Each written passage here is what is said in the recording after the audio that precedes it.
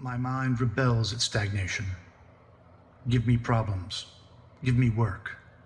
Give me the most abstruse cryptogram or the most intricate analysis, and I am in my own proper atmosphere. But I abhor the dull routine of existence. I crave for mental exaltation. Sir Arthur Conan Doyle.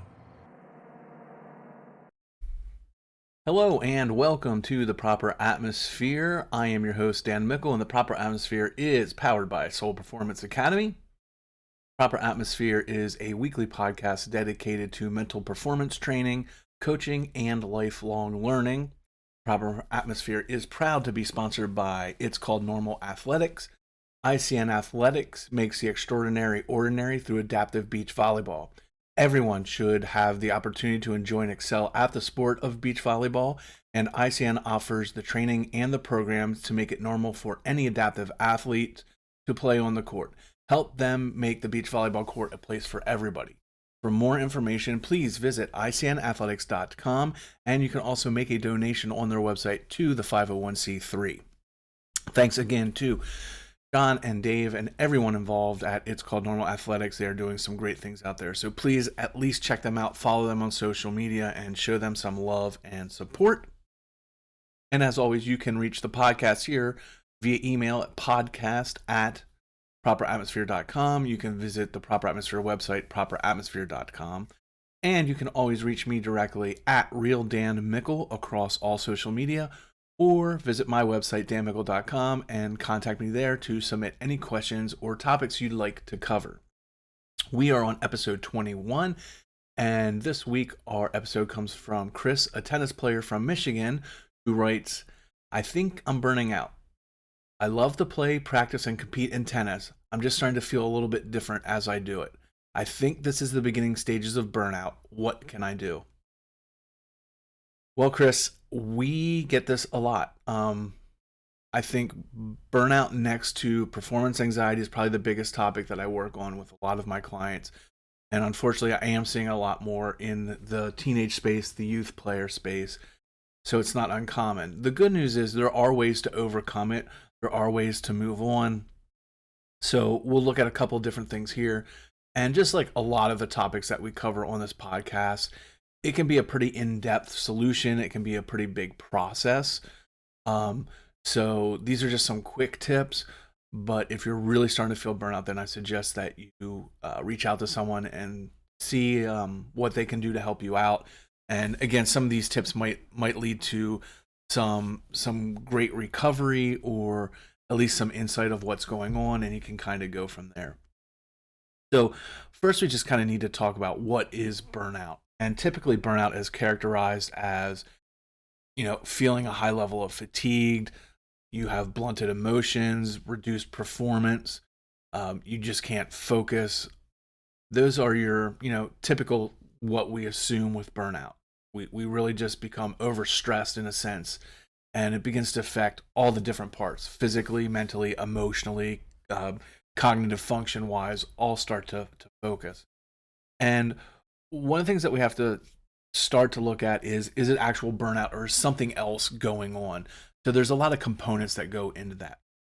But one of the things that we want to touch on when we get into the meat of this conversation is self-determination theory, which is really talking about motivation, how we motivate ourselves is a really big component of this. If I had to pick three parts of this that burnout is, the trifecta, I guess would be a better term, of signs that are pointing to burnout, would really be what are our motivation levels, what's our recovery, and then also what's our social environment. And those are the things that we'd really look at. And so with self-determination theory, and talking about motivation, we'll talk about different types of motivation, and we'll talk about, the main concept of motivation, how it relates to burnout specifically, not just motivation of succeeding at your goals, but I want to kind of shine a spotlight on how motivation and burnout go together. Also, we'll talk about your social environment. That's probably the next big step. And then lastly is the signs. because I think a lot of us often ignore the signs that burnout's coming because we're again going into this grit mentality that's such a buzzword right now, and pushing through and all this, but we kind of ignore the signs that burnout's coming, and we could have corrected it or calmed things down a while back if we would actually just taken the time. So we'll talk about that a little bit as well. The first thing I want to say is this is not uncommon and it's not terminal, in the sense of just because you start to feel burnout or think you're exhibiting signs of burnout doesn't mean that you're going to stop playing your sport or stop playing your instrument or performing or whatever your space may be. It just means that, hey, something's going on and we need to address it. A lot of times as soon as we hear the word burnout, it's almost like, oh no, they're done and we're ready to move on, or someone's ready to quit a sport, try something else. And it doesn't necessarily mean that. Again, it just means that we need to step back and actually reevaluate things and see what we can fix and where we're going on. And one of the first things that I mentioned was the self-determination theory about motivation. And really what that boils down to is there are different types of motivation. And we've covered that in other episodes, intrinsic, extrinsic, whether you're internally motivated, whether you're externally. And we know that internal motivation is really one of the best ways that we motivate ourselves. And external, while it may get the results, is kind of the cheap way and kind of wears off. But one of the things that we don't talk about a lot is quality versus quantity. A lot of times when we feel that we're burning out, we work really hard to find motivation factors, whether it's external, money, rewards, something maybe as simple as slogans and sayings. And a funny story, in the corporate world, I see it a lot. Go in and work with clients, and I go to their cubicle, and you can't even see any empty space on their cubicle walls. It's literally just motivation sayings and posters posted and hanging all over the walls. And that's a red flag for me, because they're literally just trying to throw as much motivation to get through work and to do work. And I think in the sports world, we see that a lot. We start to look at, well, I want to win this, or I want to get this award, I want to get this many wins. And we start to use that external motivation versus using intrinsic or internal motivation, where we look at, what's driving me inside. I want to become a better person. I want to become a better athlete. I want to get in shape, all those things. And what the SDT or self-determination theory is saying is the type of motivation and the quality of motivation by far outweighs the quantity. And this is key for me. I think a lot of times we try to motivate athletes, or as an athlete, we try to motivate ourselves with all those cheap methods, the t-shirts, the sayings, and all that. And we just pile on all this motivational junk, for lack of a better term, but we don't look at quality motivation and taking the time to stop and look like, what's really motivating me and how can I grow that? And that's going to help us with that burnout once we get a more quality motivation. All right. The other thing that we talked about is our social environment, and this is huge. Who are you surrounding yourself with? Positive people surround themselves with other positive people. Driven people surround themselves with driven people. And a lot of time when we hit the burnout, especially in a team environment, teams hitting at the same time, maybe the season's just a grind and that's kind of where it's going. So it just becomes this super, super tough grind in the mid-season, and we're all hanging out together and we're all miserable, and we're all going to start to get that burnout together. So look at your social group, and who do you have outside of that environment? You, Chris, as a tennis player, who do you have outside of tennis that you can rely on, call on? They don't need to understand the pressures that you're having specifically as a tennis player. They just need to understand that you're struggling, or you're having these thoughts, or you feel like you're burning out. It doesn't matter if they ever played tennis, understand tennis. In fact, I think it's better that they don't, because then you're not bringing in the tennis component to things. It's strictly about your mental health and your well-being and what you can do. So I think that's an area that we can look at better individually. Is what is your social circle? Who am I hanging out with that isn't part of what's causing burnout? I see it a lot with the football team clients I work out. They're such big rosters, and they all tend to hang out with each other. um, and they just bring each other down. That there's that great motivational saying that rising tides raise all ships, but the opposite is true also. Low tides sink all ships as well. So if your team is bringing you down, or you feel like the team is just not that environment, you don't have to leave the team, but look for a social circle outside of that team that's going to be able to help you. Too many times we feel like I need to be with people that understand this sport or what I'm going through as this particular athlete or this particular performer, and we don't, because everyone has stress, everyone burns out, and everyone has to deal with it. So we don't need it to be specific to the team. We just need to find other people that can understand what you're going through at this time in your life. That's, the social aspect of it. And the other part of it is just, what outside interests can you find? If you're the tennis player, Chris, and that's all you've ever done, try something else. Try gaming, try reading, music. What other interests do you have that you can disconnect from you as Chris the tennis player and just become Chris? And too many times, especially when we're in season, especially when it starts to get to the end of season towards playoffs and postseason, we talk about, eating, sleeping, living, breathing your sport. But that's also what's causing the burnout. You have to have some activities outside of it. Maybe you like to write poetry, or you like to read fiction books, nonfiction, whatever might, motivate you in that sense and excite you that isn't part of that sport is going to help counteract that burnout. It's not replacing it. We're not trying to replace who you are as the tennis player, but we're just trying to give you something to break away from it. It's like a mental vacation that you're taking. The other thing we have to look for are just the signs. How do you know you're burning out versus you're just struggling? A lot of the things that we look for when we're talking about burnout is every little curveball turned into a crisis? A match time changes by a half hour and you freak out about it. Okay, changes happen and you can deal with it. But if you have a complete meltdown because of that, then you might be reaching that point of burnout. Or maybe you're just really disengaged. You're not listening to your coaches. You're not hanging out with your teammates. You're just kind of, stepping away from everyone and soft quitting, quietly quitting, whatever you want to call it. But you become really, really disengaged. And another sign that we see a lot of is cynicism. And typically that's a sign of sarcasm, or comes via signs of sarcasm. But everything is just Debbie Downer. Everything is woe is me. Every little change, every curveball that you're already freaking out about is, me against the world, and they're doing this to me on purpose.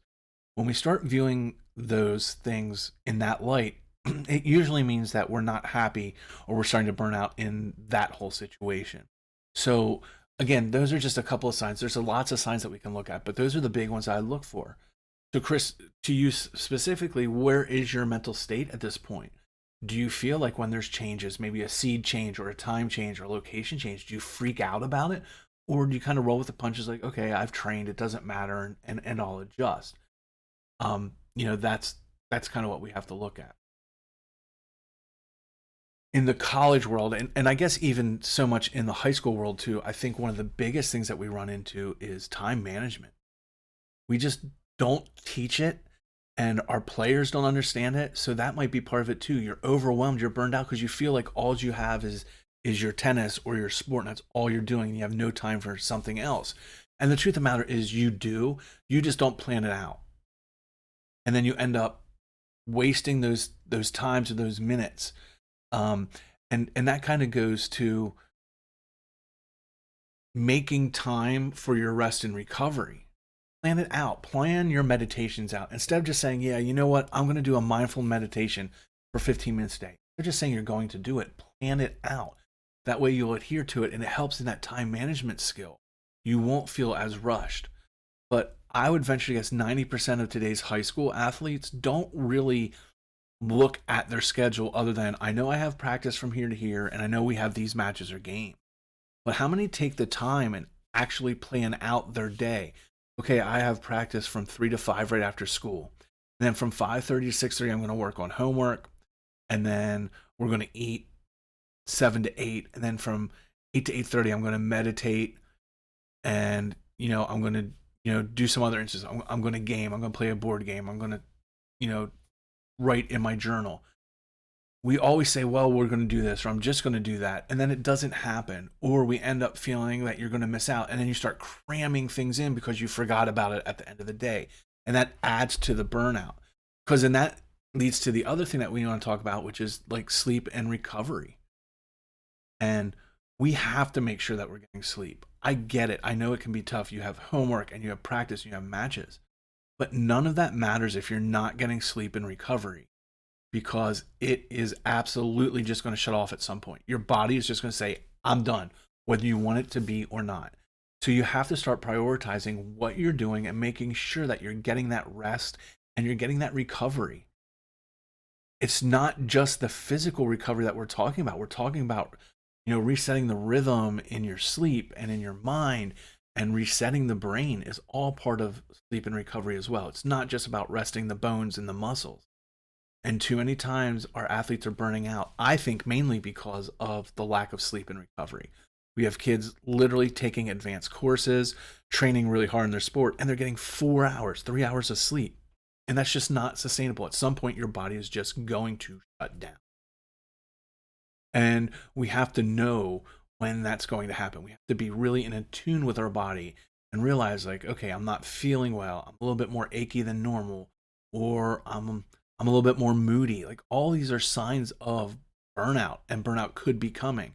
And it's literally our body and our mind saying, hey, attention, it's the check engine light coming on your body. I need to take care of it. We can't just cover it up with some tape and keep driving until the car blows up. That's just not sustainable. But too many times, because we have this whole culture of grit and toughness, that, oh, I'm going to power through it. I'll be able to, after the season, I'll catch up. It doesn't work that way. It's not like after your season's done, you can sleep and rest for 2 weeks straight and get recovery. Sure, your bones and your muscles might, but the mental effects of that are not going to recover like that. So we need to plan, and we need to have sleep and recovery in our time management and getting organized. And part of getting organized is unplugging.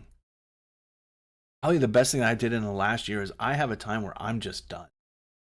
I unplug all technology. I don't bring it into the bedroom with me.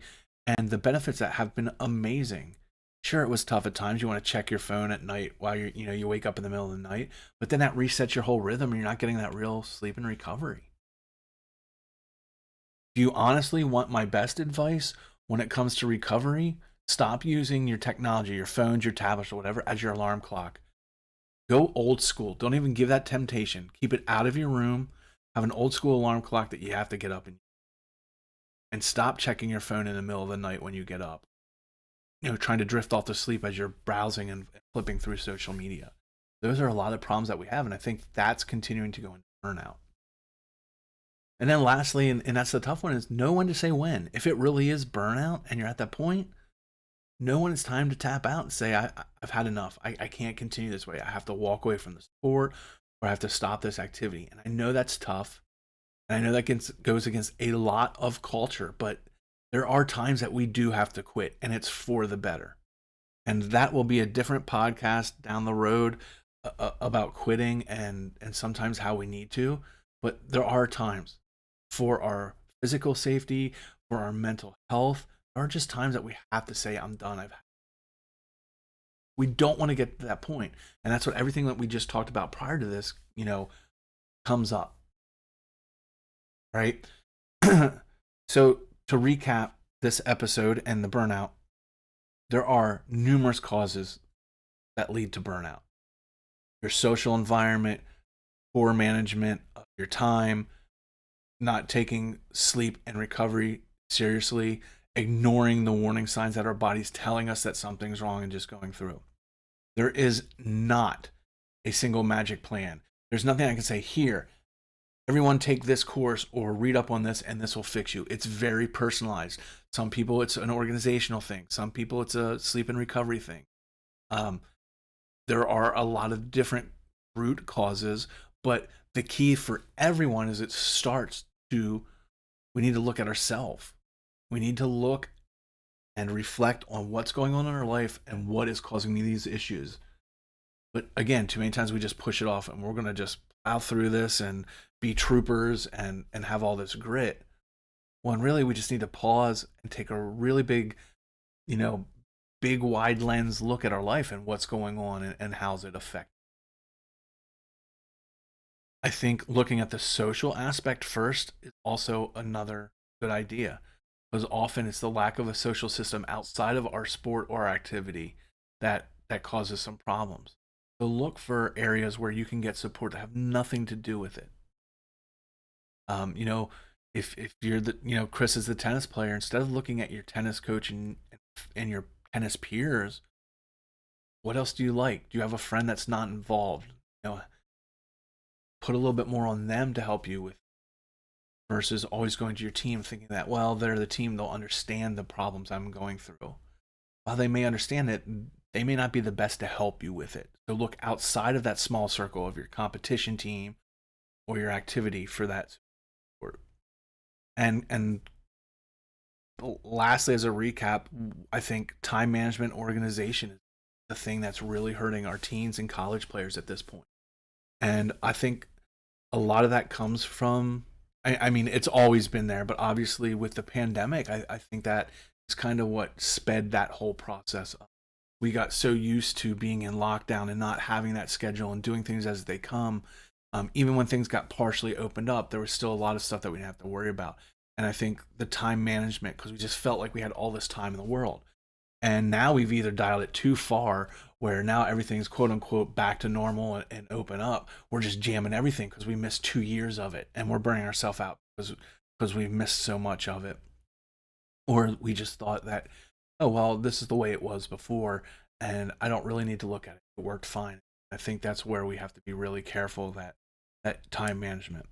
So, Chris, if I'm giving you, obviously not sitting down and working with you one-on-one, if I'm giving you a general plan of how to work on this, the very, very first thing that I would suggest to you is stop, breathe, and just kind of reflect on where you're at and why you're getting that feeling. You mentioned that you feel like things are different. Let's find out what feels different. And then from there, let's look at what is your time management like, what's your social circle like, and what's your motivation like.